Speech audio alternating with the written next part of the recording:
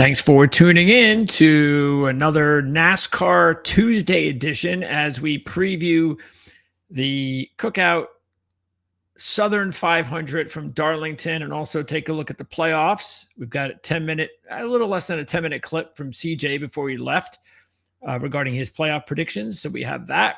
I'll give you my picks. And of course, we'll go through the field at Darlington like we normally do. Unfortunately, it'll be just me. And that's for the next couple of weeks. So let's go ahead and get started.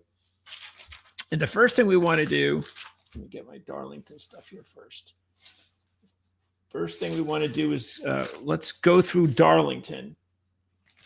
And then we'll do the playoffs. Okay. So, before we get into it, yes, I should just kind of recap what happened. Hopefully, I know some of you joined us for the live coverage on Saturday night. It was a lot of fun. And it was even more so fun because my favorite driver won. And not just because my favorite driver won, but because my favorite driver won in the most incredible, exciting fashion. And to have that as our very first live coverage was awesome. So anyway, hope everybody had the opportunity, or at least some of you did, to be there with us live and then see it afterwards if you have time. But yeah, it was a lot of fun. And I will admit this afterwards. I looked at it because I looked at it from the lens of just the average NASCAR fan that wasn't a Ryan Blaney fan, and realized that, yeah, I guess it would have been nice to see one of these. Well, one of them. One of the non-playoff drivers win, underdog story, that sort of thing. But in a way, I mean, did anybody really want to say Justin Haley win? Why? He didn't deserve it. In other words, the playoff berth. So really, the only drivers that I would have preferred to win, or at least that were up there, I guess would have been, well, I can't even say Suarez would have been nice just because of the situation. Yes, I think that would have been really nice.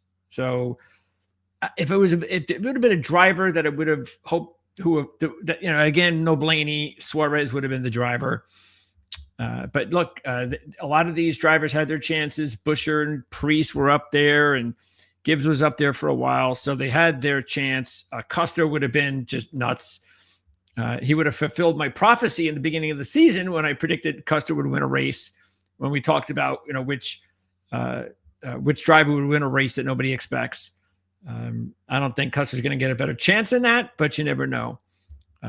So it was still, I guess, because there are a lot of fans out there not wanting to see a driver get in, especially for knocking off a driver like Alex Bowman, who, if you take a look at his record once again at this time of year, he's been heating up at the right time. It would have been a tough blow. Okay, so there goes that. If you have any questions, comments, anything at all this week and next week, especially with CG not here, just jump on in. Now, let's get started with Darlington. And Darlington, because we've already had a race, we're starting to now get into racetracks that we've already seen before. And what we have to show you from Darlington as far as the stats and some of the trends, we've got 7 NextGen races at Darlington. And Hamlin's win in the spring in the Goodyear 400 was Toyota's first win in the NextGen. And he won it by stealing it. So if Kyle Larson, and I look back at the race and I realized that was Kyle Larson and Bubba Wallace getting into it again. Yet this time it was Bubba behind Larson. Now, I don't know if I think what happened was Reddick gets loose. Larson wants to pull up, but Wallace is right behind him. Wallace hits him. Larson wrecks. Caution comes out. Hamlin gets out of the pits first. And as we all know at Darlington, if you get out of the pits first, especially in a green-white checkered, 5-10 laps to go, it's over. Whoever's got the lead is going to win the race. That's a big problem at Darlington, but it is what it is. And Hamlin stole that one. Otherwise, without that caution, Ford would have won their fourth race in 7 next gens. Chevy had the other 3. Keep that in mind.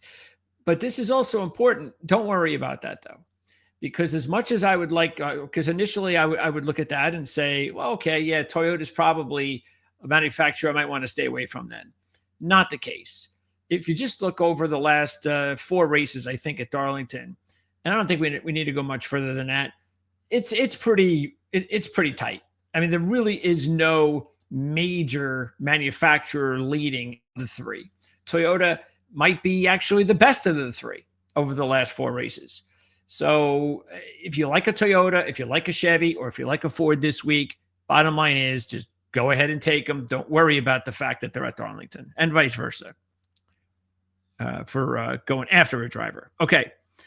As far as the starting positions at Darlington, 5 of the 7 next-gen winners started in the top 2 rows, including a pole, even though the pole is there's only 1 pole winner at Darlington in the last 17 races.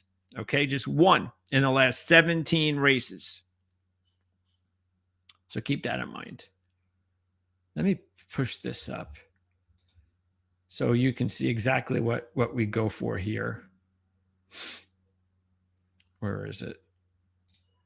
Might as well do a few things different than normal since I'm on my own, even though this is going to be a much shorter show without CJ. Okay, so let's slide this in. Okay, so we're going to hit the tracks. And we're going to go down to Darlington. And here we go. All right, so. All right, so here's Denny Hamlin. Oh, you might not be able to see that. Let's see. Okay. There's Denny. All right. And by the way, 7 different drivers. You got to go back to Denny's win in 2021. So this is so we actually that's actually a good note here. So we've had 7 different winners in the last 7 next gen. All right. So that's a nice little stat right there. So since next gen, we have not had a duplicate winner. Okay. But as you can see, even by over here a little bit, you better start up front at Darlington. It definitely matters. Now, as far as practice is concerned, get my notes out for practice. As far as practice is concerned, just take this past race. It's in the spring. Chevy had the fastest car. Then came forward Toyota. But it wasn't like a major deal because Toyota was the faster in qualifying. And keep in mind, Chevy had only 1 driver starting the race in the top 7. It happened to be William Byron, who dominated the race. And really, the reason that he lost the race, Byron, was because it was just a strategy that did not work out. We've seen it 100 times. Well, we've seen it 10 times this year where the driver who winds up going in first is at a disadvantage without the caution. If the other driver who stayed out, Reddick did that, stayed out longer, came in, got fresher tires for the longer run. He was able to pass Byron, no caution, came out. And then Reddick was in trouble because Blaney was doing the same thing Reddick did to Byron. Blaney winds up passing Reddick, and he was pretty far back, Blaney, but tires here. So Blaney winds up passing, and just when he passes him, he goes this big charge, lap after lap after lap, finally passes Reddick with 5 to go. As soon as he passes him, 2 seconds later, the caution comes out. So Blaney had the lead and had about a second or two to think to himself, I've got this. And then the caution came out. All right. So there you go. So we definitely want track position at Darlington. And again, a lot of that matters for a variety of reasons. Like you want the pit stall up front. because you big advantage coming out of the pits. If you have a good pit stop, this is a really important race for the pit crew. The pit crew does their job and can get you out with position, especially as we said, get you into that primo position on the high line. You just you're fine. You're in the clear. So that's something to keep an eye on as well. If you want to take a deep dive into who has the better crew, that could come into play too. So keep that in mind. I didn't want to say crew and two, but I just did. Okay, so let's pop in the race, by the way, so you could take a look at what it looked like. Okay, so here you got William Bell completely dominating, leading 243 laps. And look, you had the Toyotas, 1, 2, 3. So you had 3 of the top 4 finishes were Toyotas, even though Hamlin stole it. You know, Reddick was almost that close to winning. Reddick was. You know, Christopher Bell, and I know, and we'll get to Bell later on with the playoff picks, but man, Bell for the second half of the season, he's had a lot of, like, anytime he's finished in the top 5, they've been very quiet top 5s. It's almost like you look up and you're like, well, he didn't sure lead a lot of laps, but he finished in the top 5.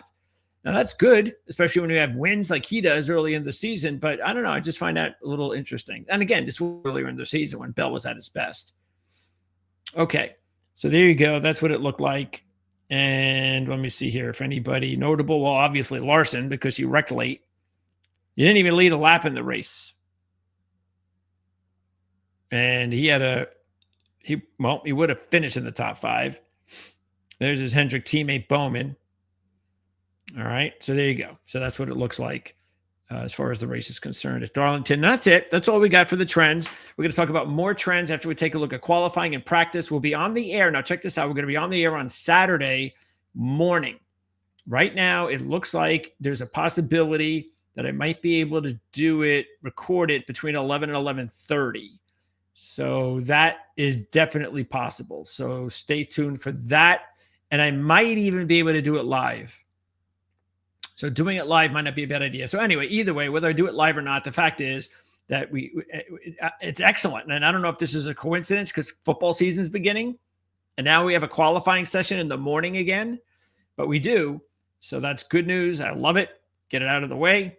And that gives us a whole lot of information to chew on for a whole 24 hours or more. Now let's go ahead and take a look at the race. So here are the odds for the race. Let's pop them out here. And check out who you think should be favorite. Here you go. Well, here's the 2 drivers that have been favorite most of the year. And so is it really a surprise that they're favored right here in this situation in order? The first race, of course, in the playoffs. Probably not. Okay, so there's Larson and Hamlin. We'll start with the top 4, and there's Blaney. All right, so these are the other main contenders for the race.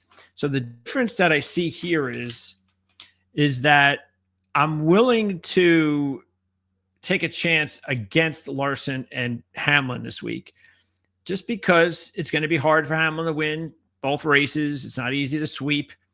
Hamlin has a very good history here, though. 14 top 5s and 5 wins. He's led over 1,000 laps, but so does Larson.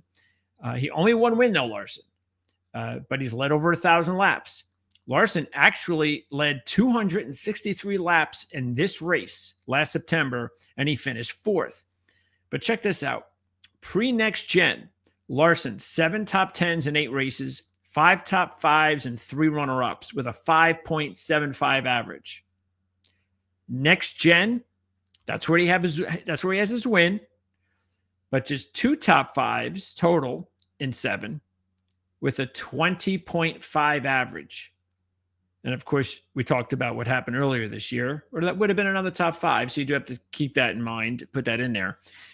But that is a big difference between pre and NextGen. And so anytime you have a favorite, you want to nitpick. And I think this is the type of week we can nitpick. So I'm going to bypass on Larson and Hamlin this week, but you understand why they're favorites, and they are deserving favorites. Toyota and Chevy drivers. As far as how they're going, Larson does have a couple of sixth place finishes coming in. And if I take a look at his results this year, he has not had 3 straight top 10s since he won at Kansas. Actually, it was since he was 4th at Texas. Then he won at Kansas. That was his best run of the year, early in the year. Larson got on a run from Phoenix to Kansas, where that's all we talked about was Kyle Larson dominating. Kyle Larson's best driver in the world. And then the very next race after he peaked was the Coke 600 and Indianapolis 500 weekend. And ever since then, he's had just 3 top 5s and a runner-up, no wins. So I'm just going to look. We're not saying Larson or Hamlin can't win. It's just the odds deal. And Hamlin, meanwhile, in his last 4 races, his best finish is 10th at Richmond. So Denny is also not exactly coming in on a hot streak. So I'm going to go ahead and bypass those guys. Now, the one I'm going to go with, though, what I'm going to consider for sure are these next 2, and that's Byron and Blaney, because these 2 were really the 2 that should have won earlier this year. And they're both also 6-1. But Byron, again, he dominated the race. He has 5 top 10s in his last 6 at the track with a runner-up and a win because he won in 2023. This was going to be his second win. So he's got the win in 2023. He's got the big 243 lap performance earlier this season. And then you also have Blaney, who doesn't have a great history here, but Blaney is proving that even at tracks that he hasn't been necessarily, considered his best, Richmond, Darlington, he's getting better at those tracks now. The more experience he has. And this showed at Darlington, as we just told you, he would have won the race. It was his race, and he couldn't get it done at the end because of a freak thing. But he did finish 5th, which is his best finish. Now, do I think Blaney can win back-to-back, especially going into the playoffs? Yeah, it's going to be tough. And we always talk about that too. So I'm not going to take both 6-1 drivers. So I will take Byron out of these top 4. Blaney would be my second choice, Hamlin 3rd, and Larson 4th. Now we go to this 4 here. We have Reddick, Bell, Briscoe, and Logano. Not really sure what Logano is doing at 14-1. Reddick, meanwhile, he was my top pick earlier this year, and I almost had it. He has 4 top 5s and 2 runner-ups in the next gen with 317 laps. And again, he's told you what happened. He almost won earlier this year, finishing 4th. By the way, Reddick is not going well right now. And if you look at his season, it just he hasn't had a moment this season. Like, it's every time he's had a couple of races and it looks like, can he get it? No. And a couple of races go by and another couple, no. So he just hasn't been able to get going. Hence, he's 14th in the standings. And I don't expect he's going to go very far in the playoffs myself, but we'll see. Bell, meanwhile, had a solid go at it in the spring. He has 3 top 5s, and more importantly, in his last 2 races, he's finished 3rd at Darlington. Now, Bell, again, we talked about it after we won 3 straight races this season, from Atlanta to Phoenix. That's great. He was my pick to win the championship. He still is. I'll give you a little bit of a heads up there. But, don't do it too early. So I still think there's time because he's thrown in some top 5s and some performances. And again, you have to remember too, towards, the last couple of months of the season, we've had Daytona and then we've had road courses. So there's been, some really different races. We had Atlanta, Daytona, road courses. I mean, it's just, it's not really what we're going to see for the most part over a 10 race span in the playoffs. So I think Bell will be fine. As far as this race, again, I already took Byron at 6, so I'm not going to take another driver right next to him. But I think he's not a bad idea. Briscoe, meanwhile, at 13-1, is now starting to get a number where he's not very valuable. But Briscoe is definitely somebody that has deserved to be looked at as a potential sleeper for the championship. He had a win here last year. He's the defending champ. Okay, matter of fact, he led 29 laps from the 3rd position last year. Did not have a good go of it this year, even though he started 4th. So he's been okay here the last 3 races. He's got the win, he's got a 5th, and he started 4th this year. So that's nice. I guess the bad part is that he ended his run with the old team 5th and 1st. So this is his first year with the new team. Didn't go very well. You do have to keep that in mind. You're not getting any value here at Briscoe at 13-1, so I'm going to pass. Logano at 14-1. He's got just 1 win in 23 races here. But check this out. NextGen, very first year, 2022, he finishes 1st and 4th. 2 poles, 171 laps. Mind this, that he's only led 293 laps in his career there. So in that year, he led 171 of his 293 laps he's ever led at Darlington. Since then, the last 5 races, 1 top 10, 14.4 average, no laps. Can't take Joey Logano here at 14-1. So we'll go with, in this grouping, we're going to go with Bell, Briscoe, Reddick, and Logano. All right. Let's now move on to this one. These 4. And out of this group, believe it or not, yes, I'm going to say Bubba at 22-1. So Bubba, who was on a nice run, 4 straight races, but then all of a sudden, Richmond and Daytona, but I don't think that's, I don't see that mattering much, but you never know. Wallace has only got 1 top 5 in his career here, so why do I like him? Well, he started 5th, okay, this year, and didn't finish well. All right, well, what was his, you could call it good Saturday. What happened before that? Well, his 5 previous races before this year, pole, finished 16th, 7th, 7th, 5th, 9th. So yes, out of this group, I think Wallace is the clear driver to take. Meanwhile, Buescher, see, I do have to wonder. I always get the feeling, and it seems to be the case, that any driver that has really had a so-so season and they're trying to get into the playoffs and they just don't get in, and it's frustrating. I just don't think the week after is a good idea to take these drivers.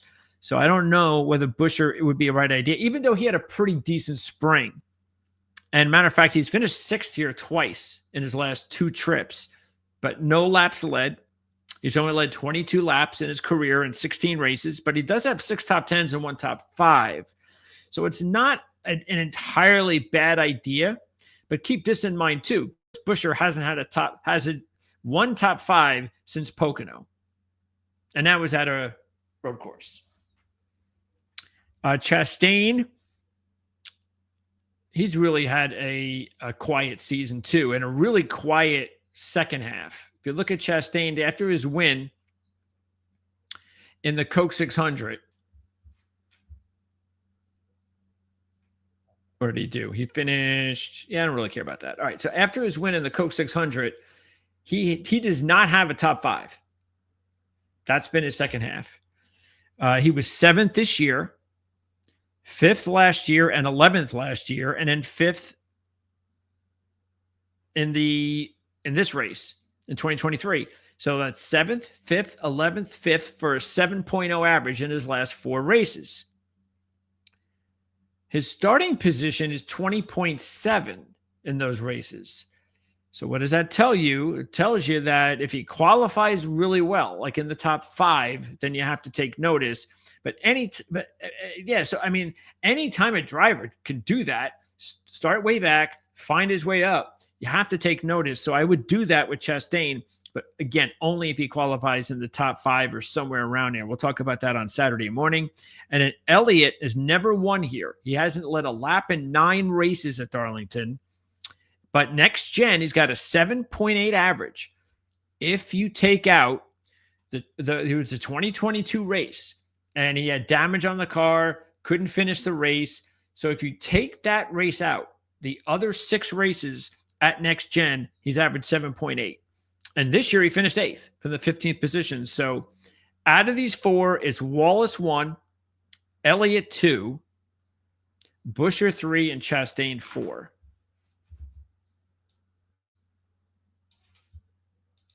Okay. Next. Now we get to the long shots. And out of this group, I think it's an easy decision. And I'm going to stick with Keselowski for another week. I know things did not work out for him in the last 3 races, 31st, 9th, and 18th. He was getting on a nice run there. You know, he had the race stolen from him at Iowa. And hey, it is what it is. But Keselowski has a couple of wins here. And the only thing that I'd be a little bit concerned with, again, emotionally, that kind of deal after not getting in. But he's a vet, so I'm not, and he's 28-1. All right, we're not talking about 15-1.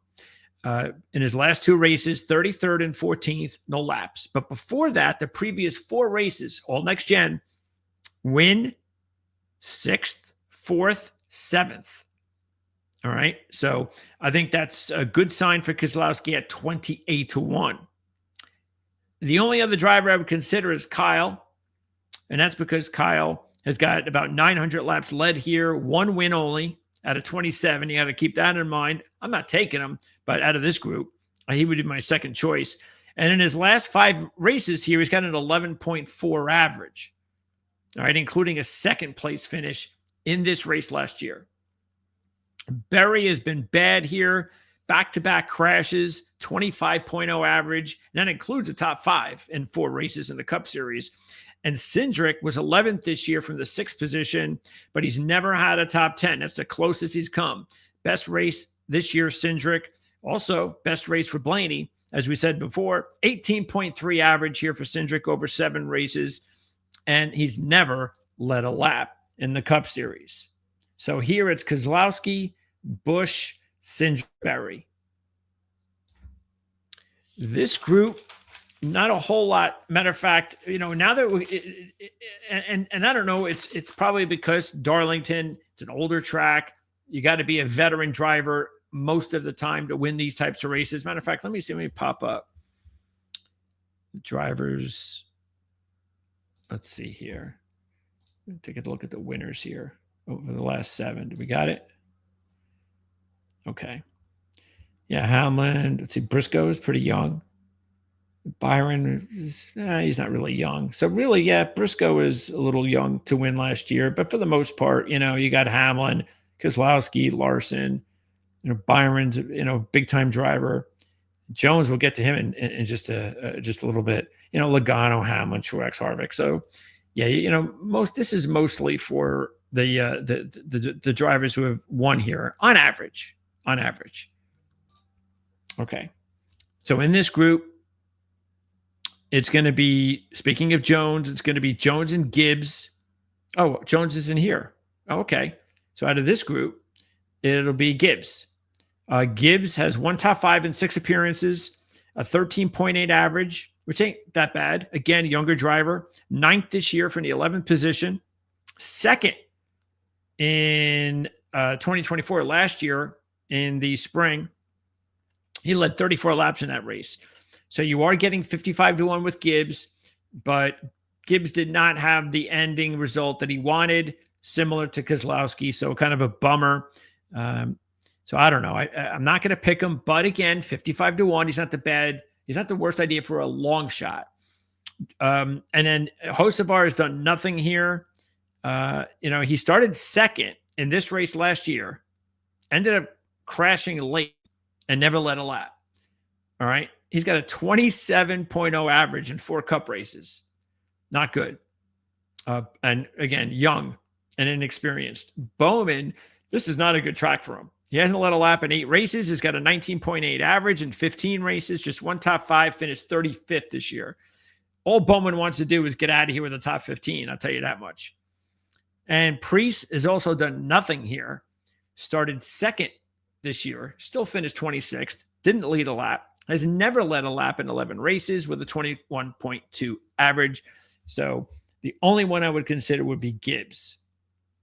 Jones, though, we are definitely going to put him in the long shot category. Not because he's had these great races here lately, but he's a driver with 2 wins. He even won with Petty. He was very good here with JGR. Not so much with Petty and so forth, but still, he's won here and he's got the wherewithal. So, and that's important. So again, we're talking 60-1 shot. Long shot driver coming off a 5th place finish at Daytona. So we'll throw him into the mix as just a long shot only. And then all these other drivers here, you see Dylan. Look, the only reason SVG is 100-1 is because we're in the playoffs and he's a playoff driver. That is it. That's silly. And then you see everybody else. Gregson was 50-1 in the spring. He was getting respect then. He certainly isn't getting respect now. And then here you go with the rest. Okay. So not a lot of long shots to go on. This is not a long shot racetrack. The only other long shot one that I would consider would be Dylan because he has a 15.6 average over 18 races, but he's never led a lap. And he, like other drivers like SVG and so forth, probably just hoping they could find a way to survive with a top 15 or an 8th, 9th, 10th place finish and hope that a couple of the drivers have issues so they can move on to the next race, which, I think is one of those racetracks, Gateway, where not a lot of drivers in this Cup Series have experience at. So anything can happen. Let's get into picks. Okay. So again, I'm going to go with Byron. He'll be my top shot. I don't have CJ here to bounce off of. So I'm going to go Byron. Oh, I guess I'm going to take Wallace. Byron, or should I take Wallace second? Let's see. Maybe not, because thanks to Ryan Blaney's win, I'm now plus 70 for the year.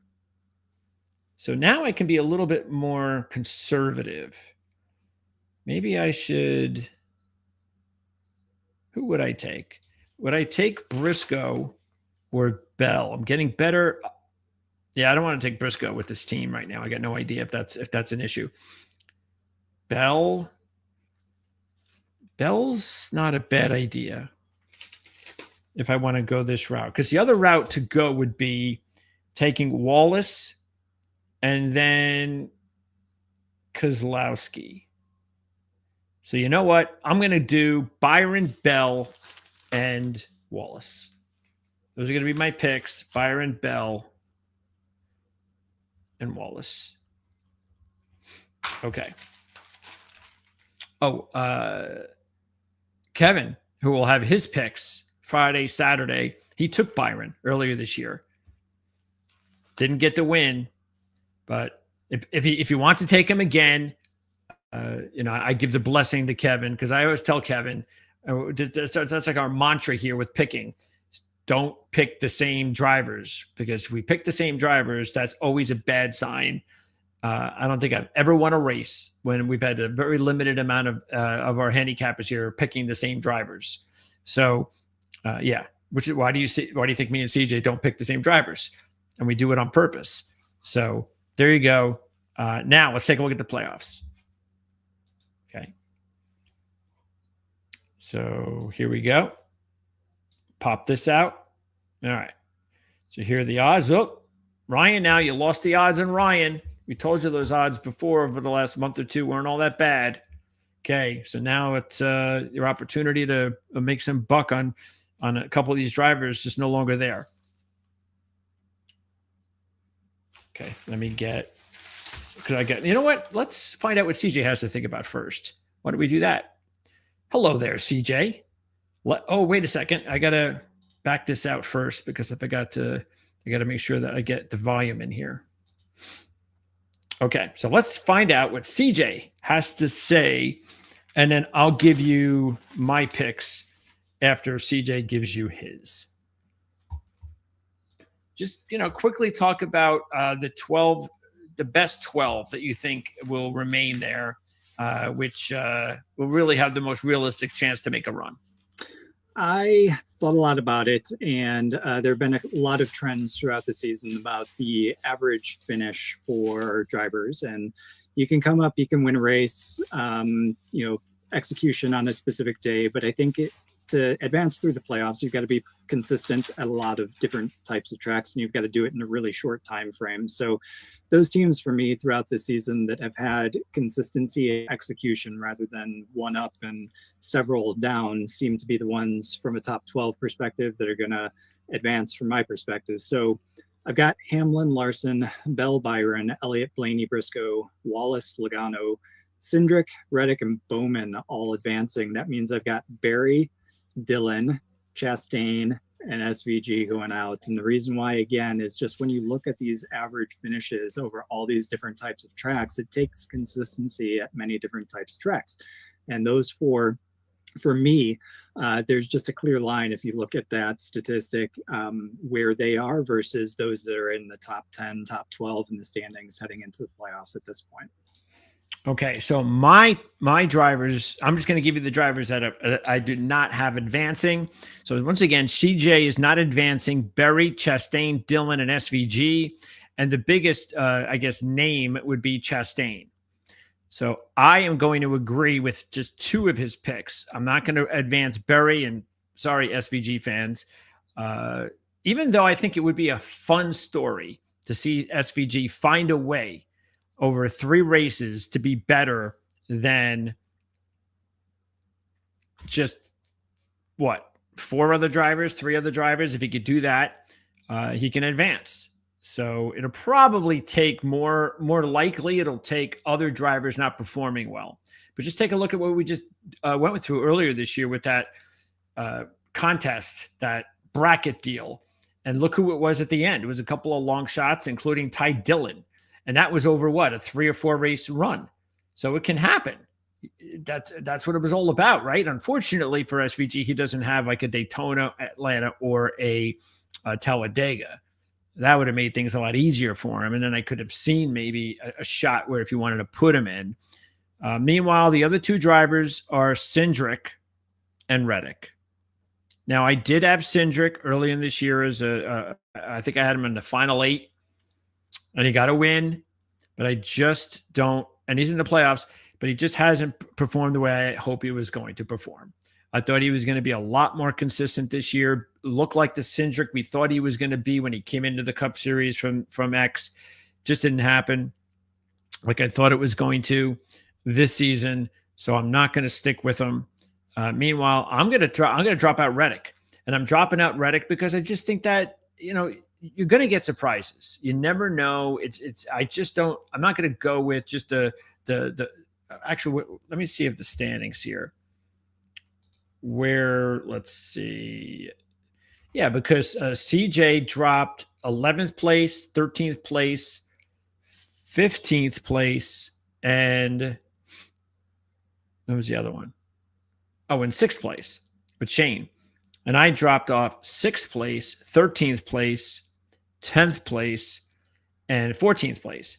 So the funny thing is Reddick, even though I think a lot of people would look at that and go, wow, you're dropping out Reddick in the first round? He was 14th in the playoffs. He was lucky that the way that Daytona went, and we saw what happened with him early in the race. If everything went fine with Bowman and he ended the race, and then we had, say, Suarez win, Reddick would be out. So, yeah, I just think there's, like I said, Reddick has just not been consistent enough. So it's not really, I think, a big deal. So you got the big name is CJ Chastain. The big name for me is Reddick in the top 16, who will be eliminated before the top 12. Okay. Now, the only drivers that possibly could be knocked out are Bowman and Reddick that are in the playoffs. Yeah, we were just talking about this unless we see somebody win. because he was doing this. He recorded this before the race. First time in Daytona that knocks out either Reddick or Bowman, likely Bowman. If either of them are in the playoffs or both. Will they be? So in the round of 8, Hamlin, he's been too good this season. Larson, because every other week it seems like he's able to win, though it has been a while heading into the playoffs, so he's got to turn it around. Bell, extremely good. Byron, extremely consistent. Blaney picking up momentum as the playoffs arrive, and Briscoe right now is as hot as we've ever seen him. So that means that Elliott is out, which is different than my preseason picks because Elliott was my championship pick before we started the season. But it's these last 2 weeks, he was so consistent throughout the entire season. Finally got the win, but then now in the past couple of weeks is just crashing, and it's the worst possible time. He's only got one more week before the playoffs begin, so he's got to turn things around quickly, and it's because of his 2-race stretch here ending with Richmond last week that I have him crashing out, not advancing to the Final Four. Okay, and then not only do you have Elliott out, you have Logano out, you have Cindric out, and you have Wallace out. Correct. Okay, so who do you like the most out of those 4 to get in? Probably, well, Elliott if he turns it around. But Logano, I think, has the team and the organizational structure behind him. I think that when the playoffs come, a team that will rise to the occasion will be Joey Logano. Okay, so once again, CJ is eliminating Elliott, Wallace, Logano, and Cindric. And I'm also eliminating Wallace and Logano. Now I'm eliminating Chastain, who he eliminated in the round of 16. And I'm eliminating Austin Dillon. I had Dillon going another round, but I'll eliminate Dillon here. So let me see. Do we have anybody? So I've eliminated Reddick. So he still has Reddick. And who do I still have that he doesn't still have? Elliott. Okay. Next. Okay. Yeah. And now we're going to go with your final 4 picks. So I guess I'll ask you first, is Kyle Larson in there? No. Oh, no Kyle Larson. So Larson is, and I don't have Kyle Larson either. Interesting enough. Yeah, he just hasn't been consistent in the second half of the season. That's really all it is. And it doesn't have anything to do with how good of a driver he is. So it's just a guess. And a lot of it always has to do whenever we're doing these predictions in the playoffs is who is either the most consistent coming into the playoffs or who do you think has shown a lot of consistency during the year that can duplicate it in the postseason. Those are 2 big variables. But anyway, Larson, I will say this. If Larson can get off to a good start, I don't think it'll go away. Not necessarily meaning he won't be inconsistent because that's been his nature. But I think if he could say get a win, like win this week, and all of a sudden he's got some mojo again, I don't think there's any question he could take that all the way to the Final Four. I still wouldn't pick him for the championship though. It's out. Okay, is Denny Hamlin in? Yes. All right, Denny Hamlin, the old man getting it. Is Ryan Blaney in? Yes. Ryan Blaney, that's a boy. All right. Is Christopher Bell in? Yes. Yes, he is. So Christopher Bell and Blaney back in. So that means CJ has his final 4 of Bell, Blaney, Byron, and Hamlin. Okay. And he knocks out Larson, Briscoe, Reddick, and Bowman. So I have 3 of the same. Going right back just again, Bell, Blaney, Byron. But the one difference is he has Hamlin and I have Bowman. And I mentioned this last year that I really felt Bowman could be a nice sleeper and everything was working out until the Logano deal that changed everything and knocked him out. Now he gets a second chance and Bowman is once again, he's putting it on at the right time. It looked like he was going to have a tough break and was going to get eliminated. But check out Bowman since Mexico City. He has, and the only race he finished out of the top 20 since Mexico City was Daytona. And in, what is that? 4, 5, 6, 7, 8, 9, 10. That's 11 races.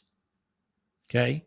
He's finished 11th or better 8 times. And he's finished in the top 5 4 times with a runner-up at Richmond. So he had a great start to the year and a nice ending to the regular season.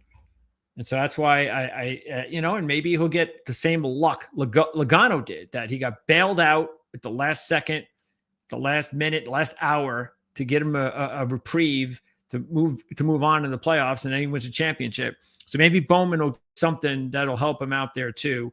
Of course, I don't have him winning the championship, but I'm gonna put him in the Final Four. Okay, is William Byron also back in? Yes. Wow, 3 out of the 4 back in. Byron, Bell, and Blaney. And that means that as far as the others, longer than expected to catch up with it, but he finally got it, and he's driver doing his swapping out Elliott for Byron. Byron has just had a fantastically consistent start to the season. We thought he was overdue for a win for a long time. It took him longer than expected to catch up with it, but he finally got it, and he's a driver that I seem to say every year steps up once the playoffs begin. Okay, so based on the odds, look, you got Larson right there, and then there you go. There's your Final Four. So, okay. Before I ask you to name your champion, do you have a sleeper? So who is so that means we're going to move down here a little bit. Yeah, we're going to move right around the 18-1 marks. So these are all the drivers that have better odds, and you can make some money off of it if you think that the driver can get into the Final Four, and then anything can happen. These are the odds now. So who is your sleeper? And you got him right on the screen there, Chase Briscoe.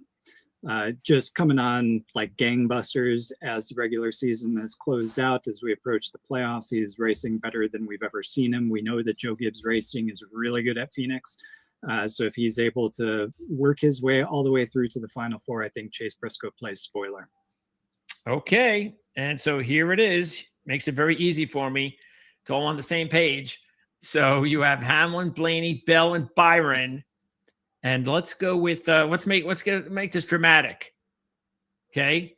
So give me the first driver who it's not. Bell, I don't think he wins back-to-back Phoenix races. Okay. And of course, that was my pick before the season began, and I'm going to continue to hold on to that one. All right, that leaves Hamlin, Blaney, and Byron. So give me the next one that it's not. Hamlin. I think he waits another year for a championship. He's got a lot of wins, but we'll see.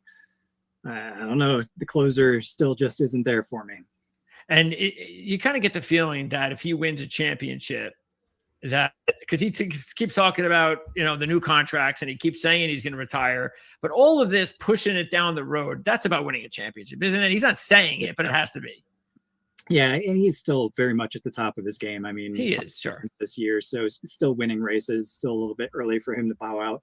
But I think he's one of those drivers. Well, number one, he wants to win a championship, and number two, he's one of those drivers that's not going to want to exit when he's on a downswing. So as long as he's winning, I think he's going to have that taste. But as soon as he gets that first whiff of, I'm not quite what I used to be, I think we see Denny Hamlin exiting. I just don't think it's going to be this year. He's got the 5 wins, but I think some others have had better seasons. Sure.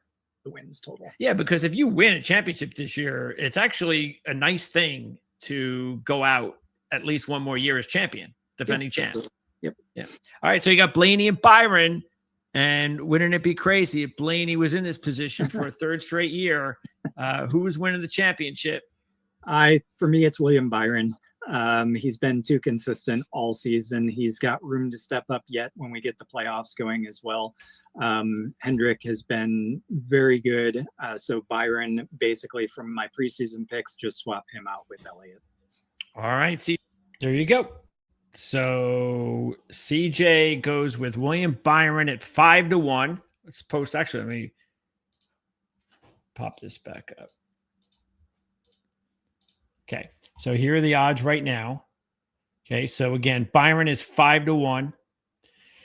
And Briscoe, his official sleeper pick, is sitting there at 20-1. I don't know what Shane Van Gisbergen is doing at 20-1. I just don't. Because it's possible that he's got a lot of money overseas, so Vegas is just putting him where the money's going. Just fans can do that. All right. There's my sleeper. Big surprise. I have him on final four. Alex Bowman at 30-1. And I'm sticking with Christopher Bell as my pick to win the championship at 5-1. So I'm hoping that I can start like a Logano trend where I picked Blaney to win in 2022 and 2023, and he wins in 2023. I picked Bell to win in 2024 and 2025. So I'm hoping the second year is the year for Christopher Bell at 5-1. So I get both of us like Bell, Byron, and Blaney in the final four, except CJ's got Hamlin. I have Bowman, and there you go. I'm sure all of this will look nothing like our picks in the next month, and we'll be sure to go over all of this once again, especially if things get kind of loopy, like if a driver has already broken our own bracket by the time CJ gets back, because CJ is not going to be with us next week. He will be back in time to watch the race at Gateway. He just won't be back in time to cover it. So CJ will be back just in time for the Bristol night race. And then, of course, after that, you move on to the second round, and that would be New Hampshire. So we're going to finally get some playoff action going with the 3-race playoff rounds. So, again, the cutoff races are Bristol night, Charlotte, Roval, and Martinsville. And then, of course, one more week year at Phoenix for the championship. I thought it was funny watching Eric's interview with the president, and they were talking about Phoenix.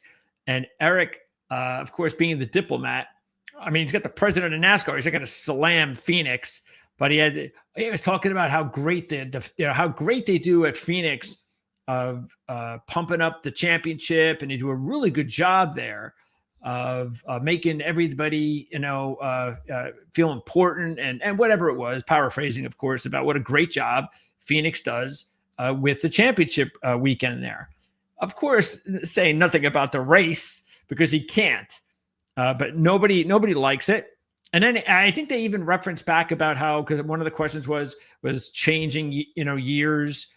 Maybe you could do that. And I didn't think that they popped up Phoenix again. It was like, no. Unless there's something happens with the new car, because they are going to change it. How they change it, whether or not they go to, I don't think, unfortunately, it's going to be a new, a completely brand new car. They're going to tinker with it. So when they tinker with it in the off season, who knows? Maybe the Phoenix race this year, knowing NASCAR, they're going to tinker with the car. It's going to make Phoenix better, and it's going to ruin Homestead. Watch. Okay, so I'm out of here. I don't want to be Debbie Downer because I felt really good the other day, and I'm going to continue to feel good as long as Ryan Blaney keeps winning races, moving on from round to round. But we'll be here no matter what, covering it all. I'll be back on Saturday morning for the post-qualifying and practice edition. Again, looking like I should be able to, if I'm reading it right, I should be able to record it between 11 and 11:30 Eastern in the morning and post it between 11:30 and 12 on Saturday. Unless, of course, some reason I do it live. I just don't know if I'm going to do that, but that is a possibility. Other than that, I'll see you again next Tuesday as we preview Gateway. Not a lot of data to go with, so a little bit less content there.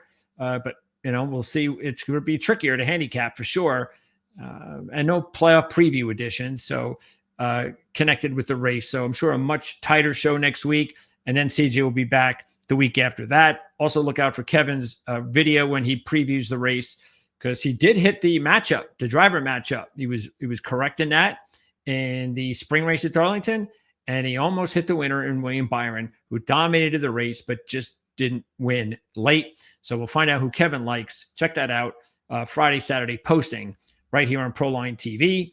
And as far as Proline TV is concerned, we are going to do a live show tonight at 8 o'clock Eastern. Jess Root is going to join me. He covers the Arizona Cardinals as we attempt to get in all 32 teams and preview them before the season begins a week from Thursday. So we've got Arizona coming up tonight at 8 o'clock with Jess Root. Thanks for tuning in, everybody. Let us know comments, suggestions, questions, anything like that. We really appreciate it. And obviously, if you haven't subscribed before, please do that. That is the best way possible to give back to the channel, and definitely like the video too. All that stuff really important for the growth of our channel. So thanks for tuning in, and we'll see you in a few days when we check out how practice and qualifying goes at Darlington on Saturday.